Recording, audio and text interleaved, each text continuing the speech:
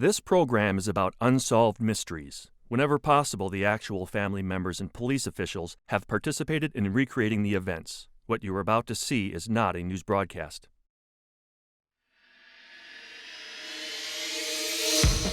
It was Christmas 45 years ago. Sympathetic deputies transformed the jail in Henry County, Illinois, into a sanctuary for a destitute mother, Hilda Cron, and her family. But within weeks, the simple act of charity would backfire when 7 of Hilda's 9 children were separated and put up for adoption. Barbara Pasiak was thrilled when her daughter Paula brought her boyfriend home for a visit. 5 days later, Paula was dead, and the boyfriend was on the run, suspected of murder.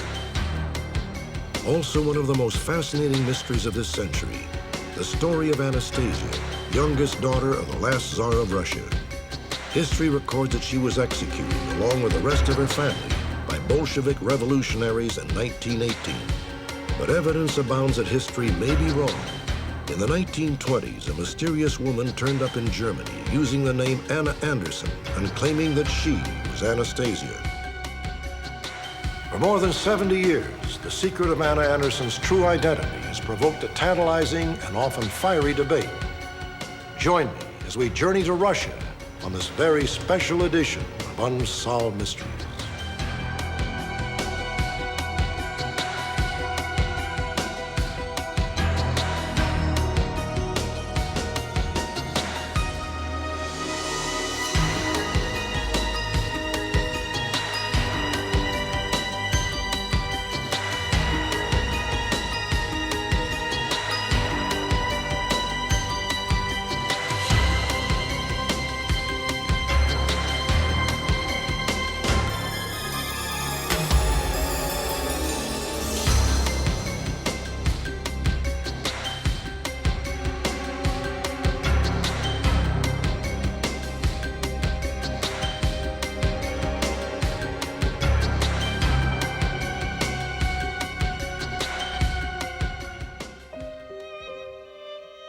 Her name was Anastasia.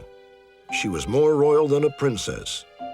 She was an imperial Grand Duchess of Russia, daughter of Tsar Nicholas II, the wealthiest man in the world. Anastasia was born with her father's captivating azure blue eyes. But the Tsar already had 3 daughters. He, along with all of Russia, wanted a boy, an heir to the throne. Anastasia must have sensed that she was a disappointment. She grew into an unrepentant tomboy, a jokester, the family clown.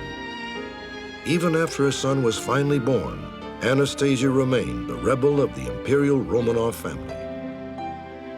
Her impish nature was irrepressible, whether she was roller skating on the decks of the imperial yacht or enduring the pomp and panoply of the Russian court. Then on July 17, 1918, Anastasia's fairy tale life came to a horrible end. She was just 17 when her entire family was executed, along with their physician and 3 servants. Their burial site remained a dark state secret. As far as history was concerned, that was the end of Anastasia and her family. 19 months later, a young woman, nameless and alone, wandered the gloomy, damp streets of Berlin, Germany. When she came to Bendler Bridge, spanning a murky city canal, the stage was set for one of the world's great mysteries.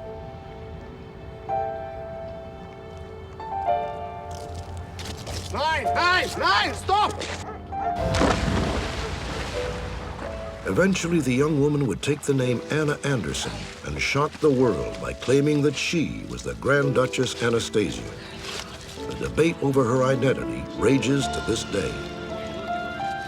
There is absolutely no question in my mind at all that the Grand Duchess Anastasia survived the assassination of the Romanovs in 1918, made it to the West, and died in the United States as Anna Anderson. No question at all. Despite adamant opinions on both sides, it seemed this was a mystery which would never be solved. Then on July 12, 1991, in this remote field near the Siberian city of Ekaterinburg, Russia, the remains of the Tsar's family were finally unearthed. To the astonishment of almost everyone, 2 bodies were missing from the grave, and one was Anastasia's. Now, using sophisticated DNA technology, scientists may finally be able to answer once and for all the question that has haunted history for nearly 75 years. Was Anna Anderson, in fact, the Grand Duchess Anastasia, whose name means she who is reborn? Nicholas II fated to be the last Tsar of Russia. In the beginning, his life was the envy of the world. An adoring wife of royal blood, Alexandra, granddaughter of Queen Victoria of England. 4 beautiful daughters, the Grand Duchesses Olga, Tatiana, Marie, and Anastasia. And finally, a son Alexei, heir to the throne. Alexei, however, was a hemophiliac. His disease was kept a tightly held family secret, and the 7 Romanovs drew more and more into themselves. Even their closest relatives saw little of them. But while the Romanovs lived in grand and increasingly isolated opulence, most of their subjects were starving. When Nicholas involved his country in World War I, hundreds of thousands of his soldiers had neither shoes nor rifles. More than 1 million men were killed or wounded. Finally, the people rebelled. In 1917, Nicholas abdicated to a provisional democratic government. But soon after, that government fell to the radical Bolsheviks. The Tsar's mother and sisters made it safely out of the country. But the Tsar, his wife and children, were virtual prisoners in their own palace. On August 13, 1917, the Romanovs were banished in the dead of night from the summer palace just outside St. Petersburg. 11 months later, the entire family was executed, or so it was thought, until the mysterious young woman appeared in Germany on February 18, 1920. Please write this way, miss. After her suicide attempt, police committed the young woman to Daldorf Asylum, a mental institution just outside Berlin. You must be responsible. She gave no information about herself and was dubbed Miss Unknown. Only much later would she take the name Anna Anderson. This is your bed. At Daldorf, she underwent her first physical examination. Doctors discovered that her body was covered with scars for which they could find no explanation. There is a one. She began to reveal her own personality very slowly. Dinner is at 6. For many, many months, she virtually never left her bed, and James Blair Lovell, author of Anastasia, the Lost Princess, knew Anna Anderson personally. she was, in her mind, in hiding. And the best place to hide was this asylum where no one would come looking for her or suspect that she was who she was. The patient hid her identity successfully until a woman named Clara Puthart was admitted to the same ward at Daldorf in December of 1921. Clara, good morning. What is it? I know you. I don't understand. What are you talking about? Oh, it is all right, my daughter. You know, it is such a miracle that you're alive. Clara Puthart was a devotee, as were so many people then, of royalty magazines. Yesterday. And she began to look at pictures of the Romanovs. Look at this picture. And she began to believe that Miss Unknown bore a striking, uncanny resemblance to the Grand Duchess Tatiana. And then it came to me. It is you. Miss Unknown neither confirmed nor denied Clara Puthart's claim. I can see the resemblance. Soon word reached several members of the Russian nobility exiled in Paris. They sent an official representative, a Madame Tolstoy, to Daldorf. We are just here to talk. There's someone I would like for you to meet. Please go away. I don't want to see anyone. Don't be afraid, child. It's just that I spoke with your friend Clara, and she has told me so much about you. I wanted to meet you for myself.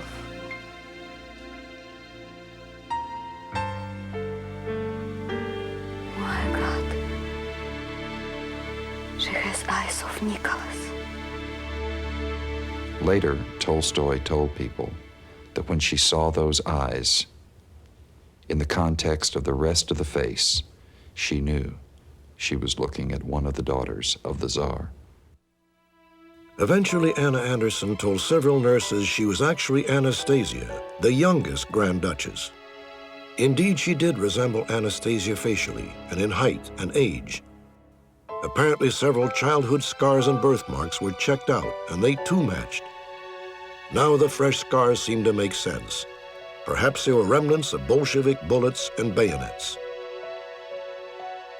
4 years later, in July of 1925, while the young woman was hospitalized for surgery, she received a visitor. Shura Giard, Anastasia's former nanny, had come to see for herself just who Miss Unknown was. Shura recognized the Grand Duchess, both by her childhood scars and by a bone deformity on her right foot. Then the young woman beckoned to Shura to massage her forehead with cologne. It had been a favorite childhood ritual of Anastasia's, known only to the two of them. Later, Shura and her husband brought the Tsar's sister Olga to visit.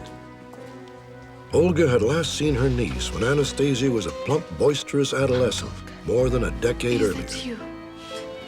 My child, you're so pale. Her aunt said that this young woman had lost so much weight that she was unable to make a positive visual identification of her. And so they talked. I am so happy you came. According to Anastasia, I missed my family Olga so much. then did say, "You are my niece. I recognize you." We shall not abandon you. This is such a nice hospital. The next day, in a private visit with Olga, Anastasia made a revelation about the Tsar's secret bank account, which would ultimately prove to be her undoing. You know, we lost everything when we escaped from Russia. I don't think you have to worry about me. Why not? Because all the money that Nicholas left for us. Your father... There was, she used all of believed, his foreign in the Bank of accounts England, for the war $80 million. I don't think so. This was news to the family. And that one conversation, that incident, radically changed the life of Anna Anderson forever. Anastasia was betrayed. $80 million in 1925 was the equivalent of $5.6 billion in today's economy. It was ample motivation for Anastasia's aunt and the other surviving Romanovs to deny her identity and therefore her right to any of the money. In essence, she was once again Miss Unknown. However, Anastasia was not abandoned by everyone. In 1927, she took up residence in a German castle under the protection of a sympathetic Duke and Duchess. That spring, Gleb Botkin, a close childhood friend of Anastasia's, traveled from his home in the United States to see whether the Grand Duchess had somehow survived. Gleb was the youngest child of the Tsar's physician, Dr. Eugene Botkin. The doctor had been executed along with the imperial family, but Gleb was able to escape from Russia.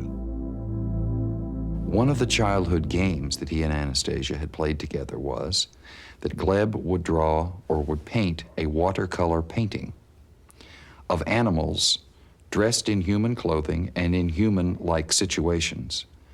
Give the picture to the young Anastasia, and she then would make up a story to explain the action in the picture. Вы хотите говорить по-русски? Нет. But I would like to see the pictures. Oh, yes. He recognized her immediately, and as she leafed through them, she remembered the stories I remember this that she one. had made up years earlier to accompany the pictures. Telling the rat that they were safe because the cat was caught by a lion. It was the most significant recognition of Anastasia in her lifetime.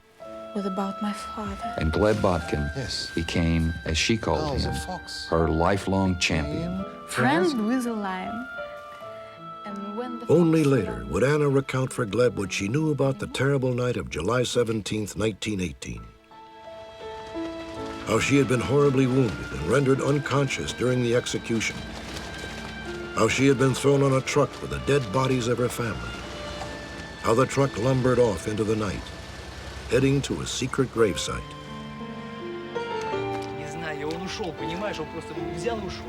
At some point, the truck overheated. A soldier named Alexander Tchaikovsky was one of those left to stand guard. He realized Anastasia was not dead. Aided by his brother, Tchaikovsky spirited her to safety.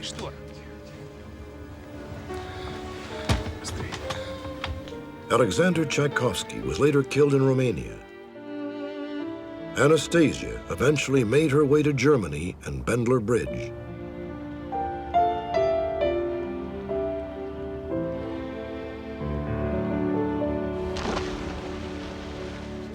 "20 years after the Tsar's assassination, Gleb Botkin and Anna's lawyer were finally able to go to court to claim Anastasia's inheritance and thereby prove Anna Anderson's identity. That Anna Anderson is the Grand Duchess Anastasia.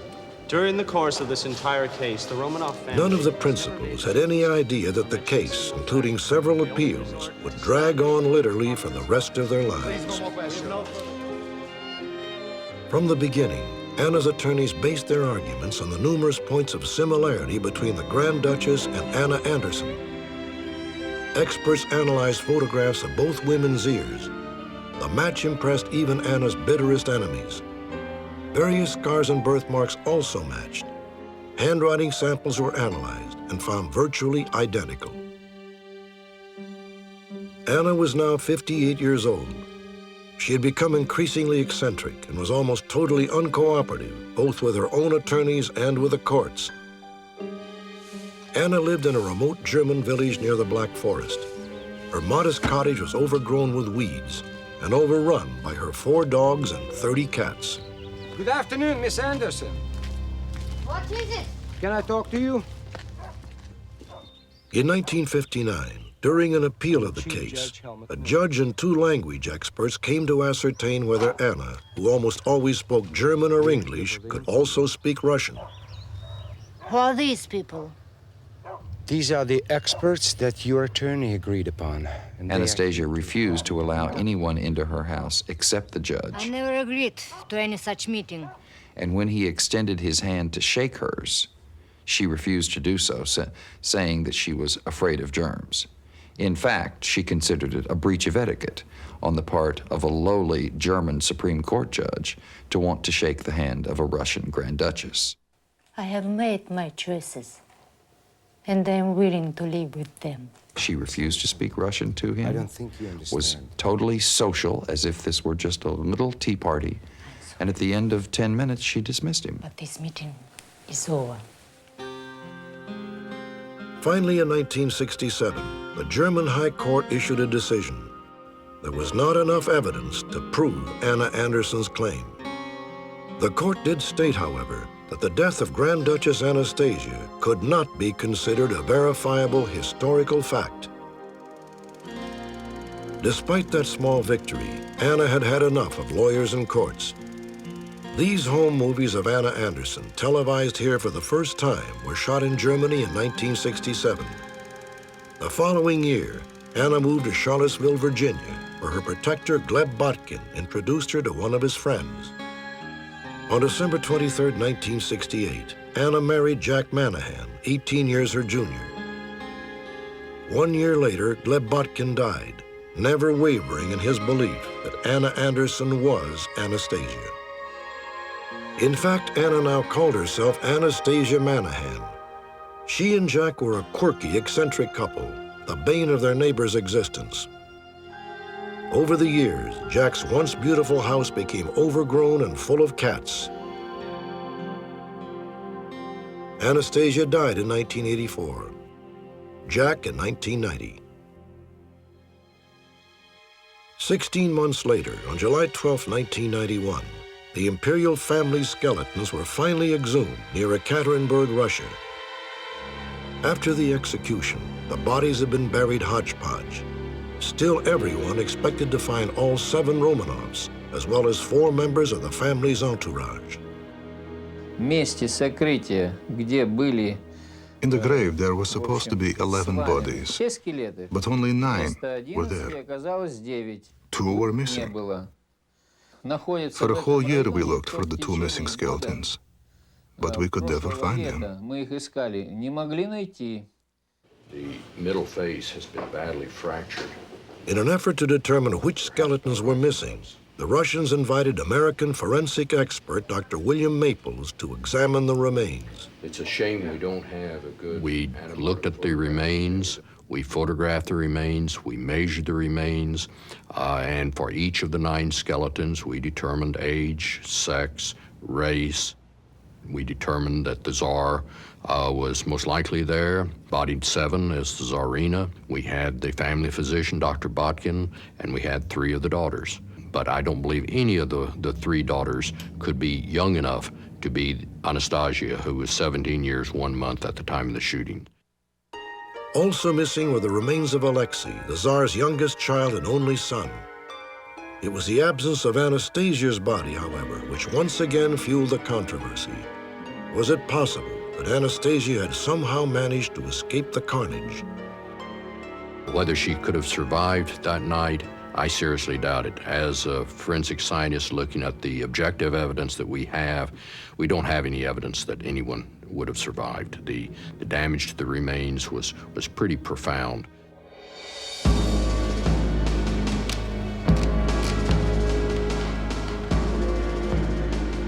The official Bolshevik account is as follows. Машенька, просыпайся, дорогая, просыпайся. The Romanovs were imprisoned in the former home of a wealthy Ekaterinburg industrialist. The Tsar had been ordered by the Bolsheviks to awaken his family.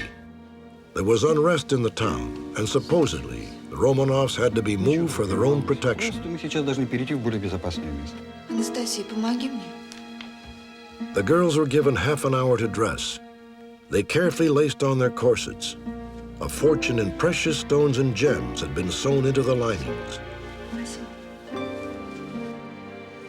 The Romanovs, along with Gleb Botkin's father and 3 servants, were led into the cellar. They had no way of knowing they were about to die. Вы не могли бы дать 2 стула? The Tsarina asked for chairs. Принесите стулья. 2 were brought. Then abruptly, Yakov Yurovsky, the Bolshevik officer in charge, read the orders of execution. Ввиду того, что ваши родственники продолжают наступление на советскую Россию, Уралисполком постановил расстрелять вас. Что? Nicholas, dumbfounded, asked him to repeat. Ввиду того, что ваши родственники продолжают наступление на советскую Россию, Уралисполком постановил расстрелять вас. When they began shooting, the bullets bounced off Grand Duchess and returned to them. They did not know that in corsets of Grand Duchess, the Tsarina hid their jewels, and jewels protected them. They decided that God protected them, and they immediately became crazy, and disorder shooting began. In the first volley of shots, Anastasia was not hit. After everyone else was dead, even the Bolshevik accounts will tell you that Anastasia was alive. One account has her standing up and screaming, while one of the guards stuck a bayonet through one of her feet to pin her to the floor, and the other one clubbed her in the jaw with a rifle butt. Assuming Anastasia was now dead, Yurovsky's men loaded all the bodies onto a truck. However, en route to the secret burial site, the truck would get bogged in the mud, and Yurovsky would decide to dispose of the bodies on the spot. Yurovsky reported that in order to confuse anyone who might locate the grave, he burned 2 of the bodies, then disposed of the charred remains right there. The other 9, he wrote, were buried together a few meters away. Edward Rodzinski, author of The Last Tsar, The Life and Death of Nicholas II, believes that Yurovsky simply invented this scenario to cover up the fact that he could not account for all the bodies. They did not see 2 bodies when they buried the Romanovs in this terrible grave. And Yurovsky had only one opportunity to explain it. He wrote, "We burn 2 bodies." It was the end. Not only Anastasia, but 2 of the other daughters as well were actually alive. Michael Medvedev, whose father was a member of the execution squad, disagrees. When the soldier began to move the body from the wall of execution onto some stretchers, the girls regained consciousness and moaned in pain, including Anastasia. And one of the soldiers, named Peter Yermokov, he killed Anastasia. And so the great riddle continues. Is the body of Grand Duchess Anastasia hidden in a shallow grave near the spot where the rest of her family was found? Or did Anastasia somehow survive the assassination, only to emerge years later as the eccentric Anna Anderson? Many of those who knew Anna best believe the truth is undeniable. Anna Anderson was Anastasia.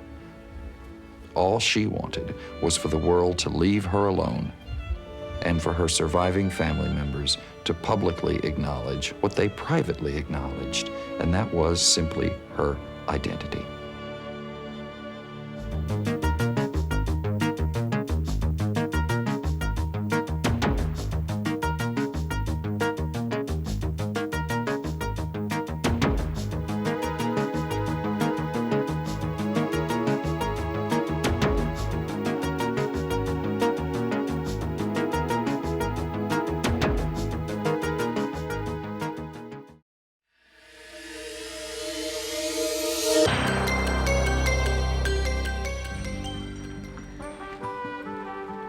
It was December of 1948.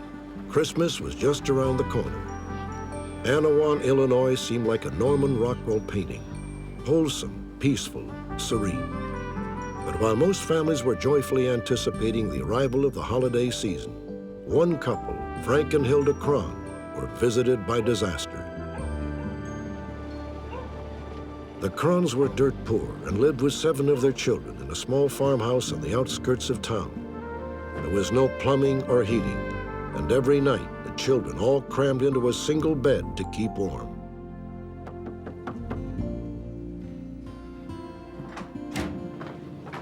Yes? Hello, are you Mrs. Hilda Kron? Yes, I am.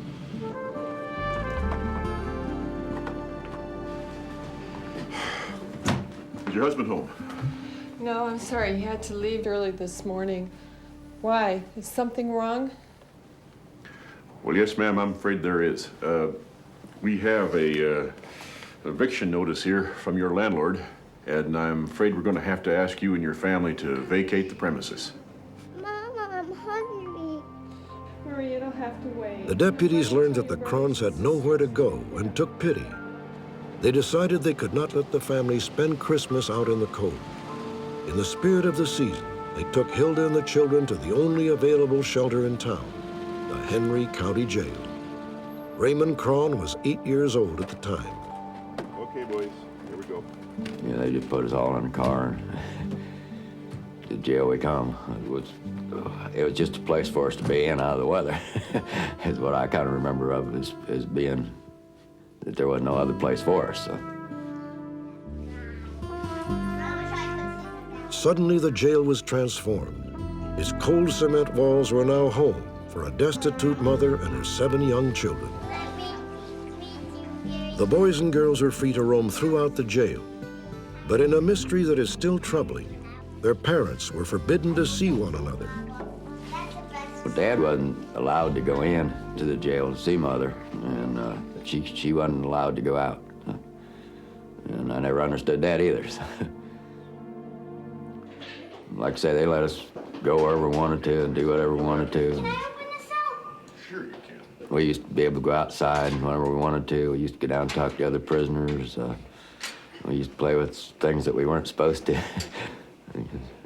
But I remember it was a fun place, you know, because I was only 8 and I didn't know what was really going on. Is everybody clear? Yeah.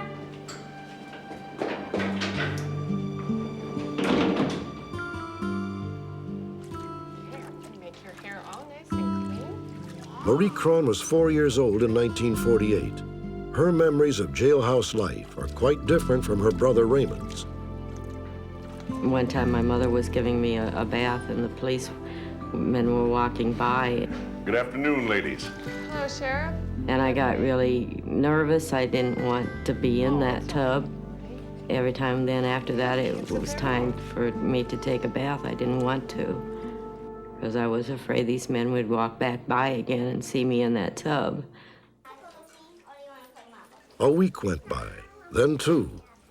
On December 17th, 1948, the family's plight was publicized in the local newspaper, which carried this photograph, the only family portrait known to exist. In response, many community members offered assistance. A well-intentioned social worker hoped to brighten the children's Christmas by taking them out of jail and placing them in foster homes for the holidays. Hello. Hi. You must be Frances? Yes. And are you Marie? You girls are going to come with me for a little ride. I remember that Francis and I, neither one wanted to go. Now, come on. You'll have fun. Now go. We really had never been away from our mother. Our mother had always been there and everything else. But finally we had to go. I mean, there was no way that we were going to get to stay there. I felt that she felt that if we went, that we would have at least a nice Christmas, one that we had never actually ever had in our life. And then, like I say, that's the last time either one of us saw our mother after that.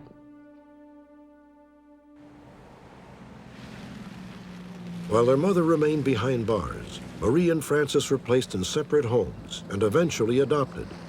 To this day, Marie wonders whether her mother actually consented to give the children away. Yes, well, come on. We're going to have to go now. Let's go this way. Maybe she couldn't read, and if she signed any papers that was giving us away, she didn't know what she was signing, that she was maybe told that she was signing a release form for us, giving her permission for us to go for over the holidays. Okay, dinner time, boys. Christmas Day finally arrived. At the Henry County Jail, it was a day without Santa Claus and stockings, but not completely without Christmas spirit. The reason why I know it was Christmas time is because when we got our dinner tray, there was a candy bar on it. It made an impression on me because I probably never had anything like that for quite a while.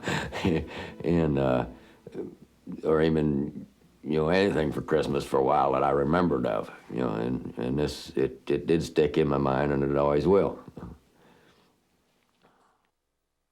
Within a month, Raymond and his brothers Clarence and Leonard would be placed in children's homes, but the fate of their parents, Frank and Hilda Cron, remains a mystery to this day.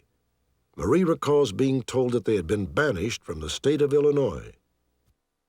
My adopted mother told me that they were never to return, that if they did, they would be arrested. That I don't, but she never explained why or anything else. The secrets about her mother and father plagued Marie throughout childhood. She and her sister Frances, now named June, had been adopted by neighboring families who, for reasons unknown, insisted on keeping the young girls apart. I remember that one time I went up to the store and Frances was up there at the store. So we walked home together and we talked. She's the meanest teacher there. And then her mother came and called her in. Oh, that's nice. Come inside now. I'll be right back. Okay. And she told me she'd be back out. And I waited and waited. And then finally I went and knocked on the door, and her adopted mother came to the door and says, she can't come out, she has things to do, and then shut the door. And I went home and I was real upset about it.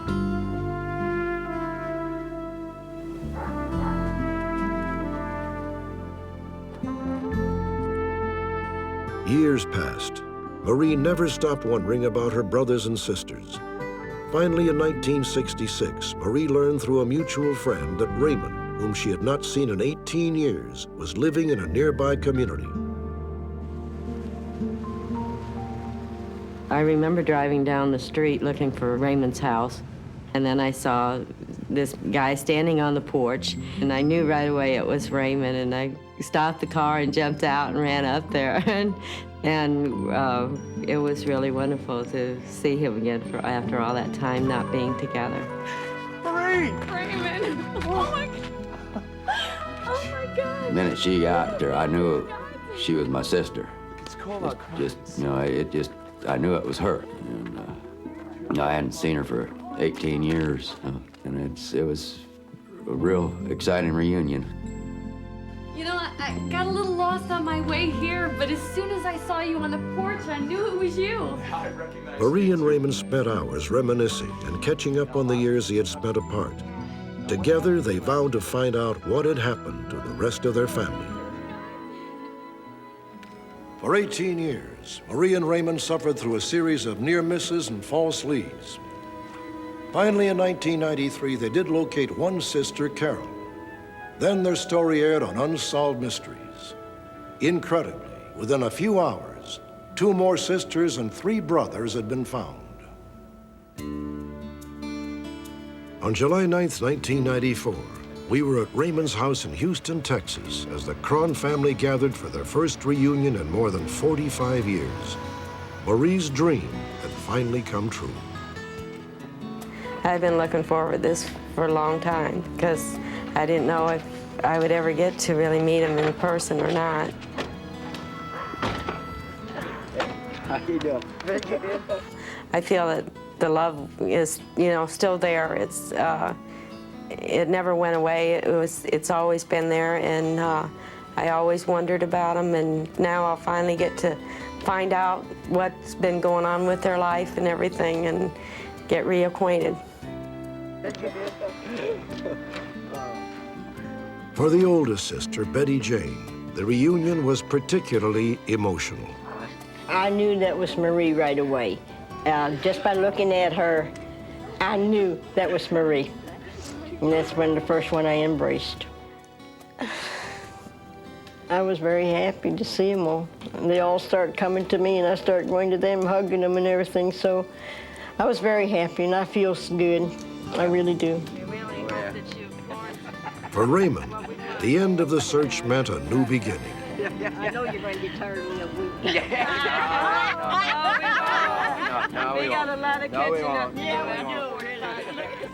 I always knew that their names and everything, but I didn't know how to go about finding them or anything. We hunted, and we just got turned down every place we turned to try to find them. And then till this come along, and it worked.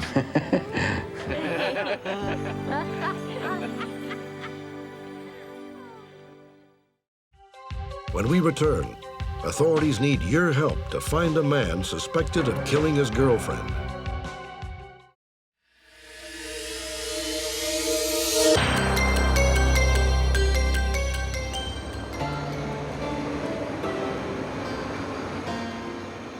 Kissimmee, Florida is a lakeside resort town about 10 miles south of Orlando. Oh, honey. Oh, it is so good to see you. I am so glad that you're here. On July 9th, 1986, 22-year-old Paula Pasiak and her boyfriend Jerry Gervasoni arrived from New Jersey to visit Paula's mother, Barbara. Yeah, it is. They stayed there about 1 week. We all had a good time together. Paula was as happy as a lark. The two of them were. I mean, they were very together. They were just happy-go-lucky. Thanks for dinner. It was really good, wasn't it, Jerry? Thank you. During the visit, Paula and Jerry slept in Barbara's bedroom while she slept on a couch. So do you guys have any plans for tomorrow or what? Well, I was thinking maybe go visit my relatives down in Miami. On Sunday, 4 nights after they arrived, Paula and Jerry told Barbara they would be leaving the next morning for a short excursion to another part of Florida. Kind of tired, so Well, I got up the next morning. Good night. And I thought I heard them up. And I didn't know whether they were or not, so I didn't bother to say goodbye.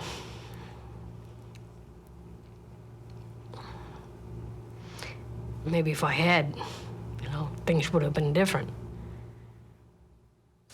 How long has it been this way? For a couple of days.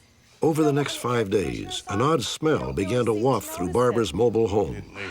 However, she and a friend were unable to determine where it was coming from. Trash and the garbage. Well, on Saturday morning, I got up, and by now the odor had really become strong to the point where I had to search around to see what was causing this. Barbara searched the entire trailer and found nothing. The last place she looked was in her own bedroom.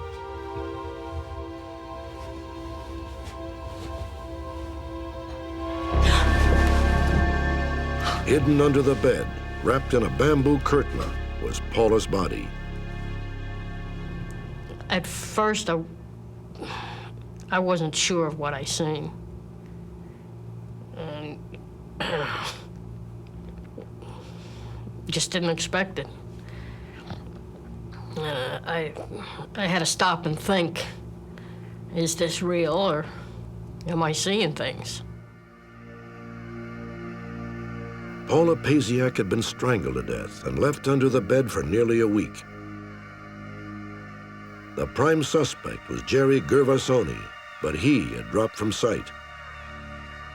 Less than a month later, authorities got their first break when they questioned a friend of Jerry's. Just 3 days after the murder, he had picked Jerry up at the Newark, New Jersey airport. He claimed that Jerry virtually confessed to killing Paula. What would you say if I told you I killed someone? I don't know what happened. I just freaked out. I lost it. Over what?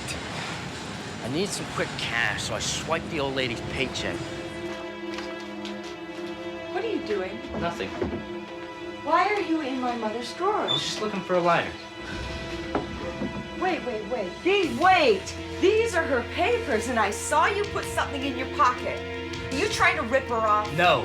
Then let me see what's in your pocket. No. Let me Don't see touch what's me. in your pocket. Get out of my way. Show me. You liar. Shut up. I didn't mean to hurt her. I broke her neck. Look, man, if you've done something like that, you're not getting in my car, and you're not coming back to my place. You got it? I scared you.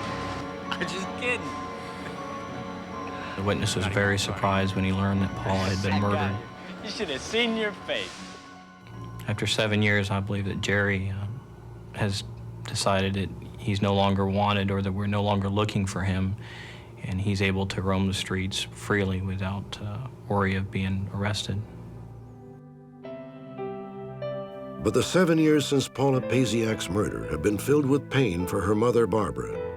In that time, Barbara has seen her own life gradually unravel. I've become a very angry, very hateful person. Oh, your life is never the same. Part of you dies. Update, British Columbia, Canada. On October 21st, 1993, Jerry Gervasoni was arrested in the small community of Salt Springs Island. where he had been living under the assumed name Gordon McIntyre. When our program aired in Canada, Gervasoni's former landlord recognized him and immediately called authorities.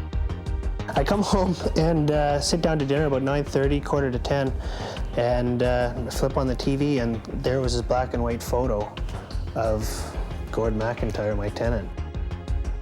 Once in custody, the suspect vehemently insisted that he truly was Gordon McIntyre, but fingerprints soon confirmed that he was in fact Gerald Gervasoni.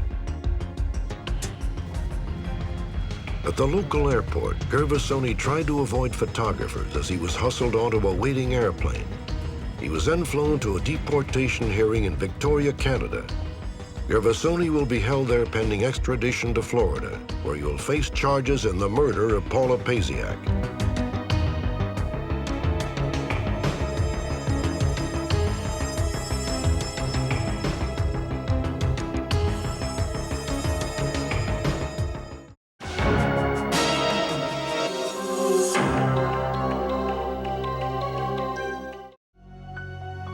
Join me next time. Perhaps you may be able to help solve a mystery.